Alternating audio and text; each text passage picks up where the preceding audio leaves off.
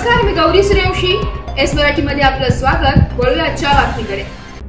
नांदगाव तालुक्यातील कासारी, जळगाव, पोखरी, तांदुळवाडी या ठिकाणी बिबट्याचे दर्शन झाले असून बिबट्याने शेळी मेंढ्यांची शिकार केल्याची घटना घडली आहे. नांदगाव तालुक्यातील या वर्षी पाऊस चांगला झाल्याने शेतात तुरीचे पीक, मका, घनदाटे तसेच परिसरात मेंढपाळ मेंढ्या चारत असतात. शिकारीच्या शोधात बिबट्याचा वावर दिसून आलाय. नांदगाव तालुक्यातील रामराव अमृता शिंदे यांचा मालकी गट नंबर 105 येथे तुरीचे घनदाट पीक आहे. तुरीचे पीक मध्ये बिबट्या मादी असून आपल्या पिल्ल्यासोबत आढळून आलाय. बिबट्याचे पग मार्क म्हणजेच पायाचे ठसे हे बिबट्याचेच आहे. वन विभाग कर्मचारीने ओळखले. बिबट्या तुरीच्या शेतात असल्याने नांदगाव विभागाच्या पथकाने दिवसभर तुरीच्या शेतात आजूबाजूला शोध मोहीम राबवली आणि चारही बाजूने पिंजरा लावण्यात आलाय. बिबट्याच्या भीतीने परिसरात शेतीचे काम करणारे मजुरांनी आपले काम बंद करून घरी परतले. बिबट्या दिसून आल्याने परिसरात शेतात राहणारे नागरिकांच्या मनामध्ये भीतीचे वातावरण पसरले.